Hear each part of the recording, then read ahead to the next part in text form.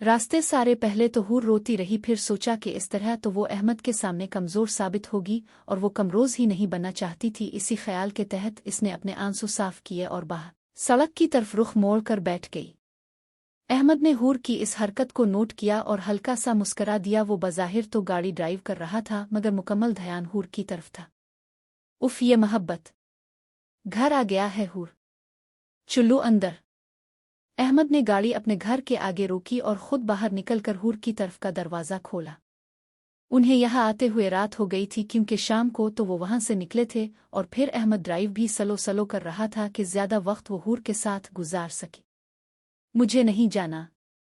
हूर तिरछी नज़र अहमद पर डालकर बोली, लहजे से नफ़रत साफ ज़ाहिर थी। ये ड्रामे तुम हमारे कमरे में कर लेना, आ फिर कल अभी अंदर चुल्लू, क्योंकि मुझे बहुत नींद आ रही है। वैसे भी 2 दिनों से सोया नहीं हूँ, इसलिए अब सुकून से सोना चाहता हूँ। अहमद बुअल सा हूर की तरफ झक कर बोला, जिससे हूर खुद में ही सिमट गई मगर बोली कुछ नहीं। पहले तो अहमद ने कुछ देर हूर का इंतज़ार किया मगर जब हूर अपनी जगह से नाटस से मिस ना हुई तो फिर अहमद ने गहरा सांस लिया और हूर का हाथ पकड़कर इसे बाहर निकाला। अहमद के इस तरह हाथ पकड़ने से हूर अचानक होश में आई और फिर नफ़रत से अपना हाथ अहमद के हाथ से खींच कर निकाला। ये हूर के इस तरह करने से इसके अपने हाथ पर ही चोट लग गई और मुंह से हल्की सी कराए निकली। उफ, पागल हो तुम बिलोल, हूर लग गई ना चोट। अहमद परेशानी से हूर की तरफ बढ़ा मगर हूर गुस्से से बोली, तुम्हारी हिम्मत कैसे हुई मुझे हाथ लगाने? दोबारा अगर मेरे पास भी आए ना तो जान से मार दूंगी तुम्हें, और अगर तुम्हें कुछ ना कर सकी तो खुद की जान ले लूंगी। हूर गुस्से से फनकारी। ओके रिलैक्स हूर, नहीं करूंगा कुछ, लेकिन प्लीज तुम घर के अंदर चलो। अहमद ने हूर को देखा और फिर हल्के से बोला। अहमद को हूर का इस तरह अपना हाथ छुड़वाना और फिर इस तरह की बातें अच्छी तो नहीं लगी थी मगर वो इस वक्त कोई तमाशा नहीं चाहता था और फिर हूर की नाराज़गी बुनती भी थी। आखिर अहमद ने भी तो उसके साथ ठीक नहीं किया था। इसी ख्याल के तहत वो चुप रहे। हूर ने अहमद की बात सुनी और फिर बगैर इसे देखे अंदर की तरफ चल पड़ी तो अहमद भी मुस्करा कर उसके पीछे चल दिया।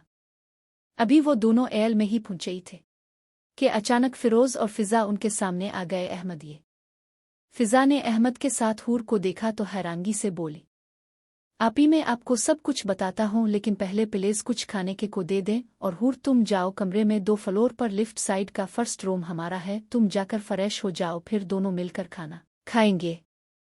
अहमद ने हूर को यहाँ से भेजना चाहे ताकि वो फिजा और फिरोज से बात कर सके मगर कहने का अंदाज ऐसा था जैसे दोनों में बहुत मोहब्बत हो और अभी अभी लो मैरिज करके आ रही हो। वैसे लो मैरिज थी भी मगर सिर्फ अहमद की तरफ से, क्योंकि हूर की तरफ से तो ये सिर्फ शादी भी नहीं थी क्योंकि बकौल हूर के गिन पॉइंट पर हुई शादी नहीं होती। हूर भी यहाँ से जल्द अज जल्द जाना चाहती थी, इसलिए चुपचाप अहमद की बात सुनी और सीढ़ियाँ चढ़ने लगी।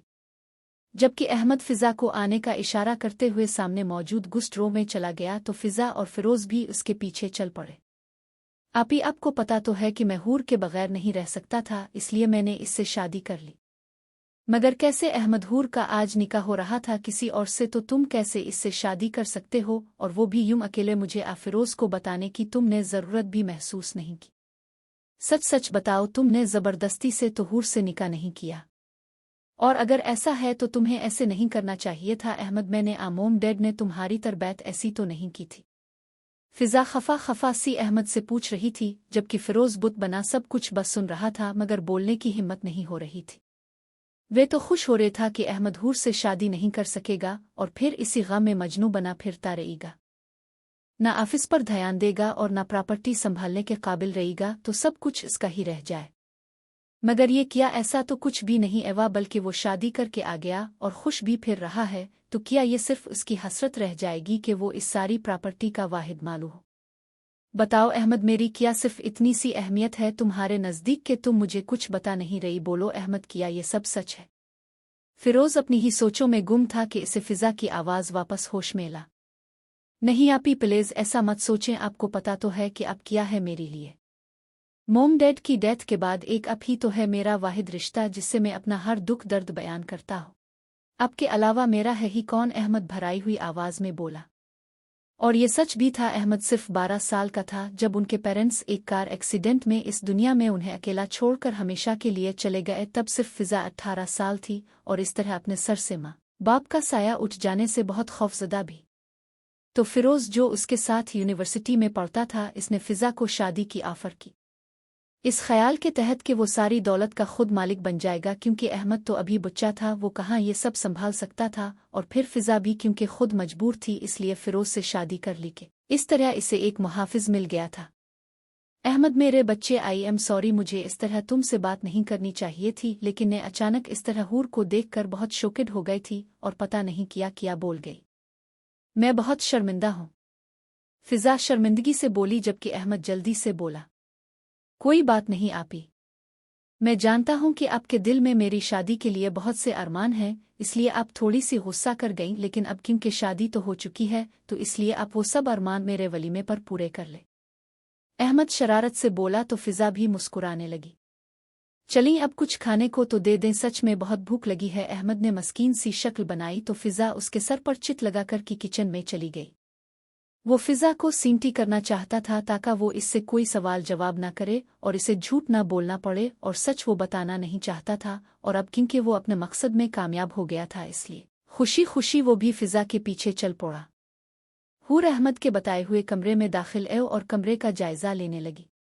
एक दरमियाने साइज का बहुत साफ सुथरा और खूबसूरत सा कमरा था। हूर ने सबसे पहले रूम लॉक किया और फिर जाकर बेड पर गिर सी गई। क्या सोचा था इसने अपनी जिंदगी के बारे में, मगर अवा किया। हमजा का डर कर इसे अहमद के हवाले कर देना, लोगों की बातें, इस पर लगाए इल्जामात, और सबसे बढ़कर इसे मुजम्मिल साहिब का रवैया याद आ रहा था। क्यों बाबा आपने भी मुझे छोड़ दिया और इस गंडे के हवाले कर दिया? क्यों किया आपने ऐसा बाबा, क्यों?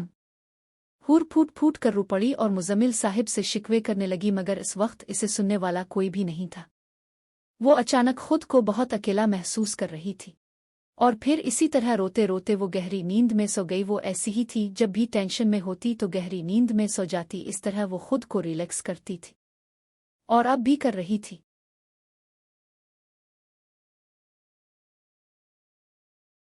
अहमद ने पेट भर कर खाना खाया और हूर के लिए ट्रे में खाना रख कर अपने कमरे की तरफ चल पड़ा, जबकि फिरोज की तो मानो भूख ही मर गई थी, इसीलिए थोड़ा सा खाना जबरदस्ती खाया और अपने कमरे में चला गया।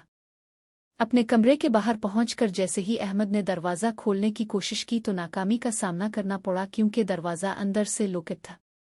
उफ हूर! अहमद ने ज़ेर लब हूर का नाम लिया और ट्रे को सामने रखे टेबल पर रखकर फिजा के पास अपने रूम की चाबी लेने आ गया, जो इस वक्त बर्तन समेट रही थी। आपी मेरे रूम की चाबी कहाँ पड़ी है? अहमद तेज लहजे में बोला तो फिजा ने अजीब सी नज़रों से इसके चेहरे की तरफ देखा और फिर बोली, मेरे कमरे में बेड के पास पड़ी साइड टेबल के दराज में है तुम्हारे कमरे की चाबी। फिजा गौर से अहमद के चेहरे का जायजा ले रही थी, जैसे इसका ज़िहन पढ़ने की कोशिश कर रही हो। ओके थैंक यू, अहमद ने जल्दी से कहा और फिजा के कमरे की तरफ चल पड़ा। अहमद जब फिजा के कमरे में दाखिल हुआ तो फिरोज अहमद को देखकर सोने का ड्रामा करने लगा, जबकि अहमद को इस बात से कोई गरज भी नहीं थी। इसने तो जल्दी से चाबी अटे और अपने कमरे का दरवाज़ा खोलने लगा। फिर दरवाज़ा खुलते ही बाहर पड़ी खाने की ट्रे अटे और कमरे में दाखिल हो गया। मगर ये क्या, हूर तो आराम से बेड के बिल्कुल दरमियान में वही दुल्हन के कपड़ों में सो रही थी, और सबसे बढ़कर हूर अहमद के फेवरेट पिलो, जिस पर 2 बिल्लो इस बनी हुई थी, इसे हक देकर सो रही थी। ये पिलो अहमद ने हूर की आंखों को जब देखा था तब लिया था, और इसे रोज़ाना वो खुद बिक करके सोता था। अहमद ने हूर को देखा तो एक हल्की सी मुस्कुराहट इसके चेहरे पर आ गई। फिर इसने खाना वापस ले जाकर किचन में रखा और खुद कमरे में वापस हूर के पास आ गया। कोई बात नहीं हूर, तुम मेरे पिलो को हक करके सो रही हो तो मैं तुम्हें हक करके सो जाता हूँ, क्योंकि वैसे तो मुझे नींद नहीं आएगी। अहमद शरारत से बोला और फिर हूर को हक करके सो गया, जबकि हूर भी गहरी नींद में थी, इसलिए इसे अहमद के हक करने से कोई फर्क नहीं पड़ा। मुजम्मिल, हमें हूर के पास जाना चाहिए, पता नहीं मेरी बच्ची किस हाल में होगी। अब कैसे हूर को इस लड़के के साथ भेज सकते? उतना खतरनाक है, वो असलहा रखता है अपने पास। अगर इसने हूर को कोई नुकसान पहुंचा दिया तो अब प्लीज मेरी बच्ची को घर वापस ले आए। सबा बेगम सुबह से मुजम्मिल साहिब से एक ही बात की जिद कर रही थी कि वो हूर को यहाँ वापस ले आए। रात को तो उनके घर में एक मातम सा फैला हुआ था, किसी को किसी का होश नहीं था, बस सब अपनी अपनी सोचों में गुम थे।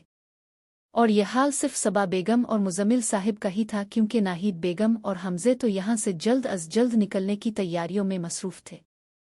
नहीं, सबा में हूर को यहाँ नहीं ला सकता, क्योंकि हूर अब इस लड़के की बीवी बन चुकी है। अब हमारा हूर पर कोई हक नहीं रहे, और इसी वजह से मैंने कल हूर को जाने से नहीं रोका। मुजम्मिल साहिब टूटे हुए अंदाज में बोल रही थे, जैसे अपना सब कुछ एर चुके हो। लेकिन मुजम्मिल, अगर वो हमारी हूर पर जुल्म और सितम कर रहे एवा तो सबा बेगम ने अपना खदशा जाहिर किया। आपको एक दफ़ा तो जाकर देखना चाहिए, तुम ठीक के रही हो, मुझे जाना। मुजम्मिल में और हमजा अभी वापस मुल्तान जा रही है, तो सोचा कि तुम्हें बता दो। मुजम्मिल साहिब अभी बोल ही रही थे कि नाहिद बेगम अचानक वहां आकर बोले, क्योंकि हमें कोई शौक नहीं है यहाँ जलील और खार होने का, और मरने का भी। हमें अपनी जान बहुत अजीज है, और वो गुंडा तो मेरे मासूम से बेटे की जान का दुश्मन बनाया हुआ है। तो इसलिए हम जा रही है, और तुम भी हमसे दोबारा कोई राब्ता रखने की कोशिश मत करना। अल्लाह हाफिज।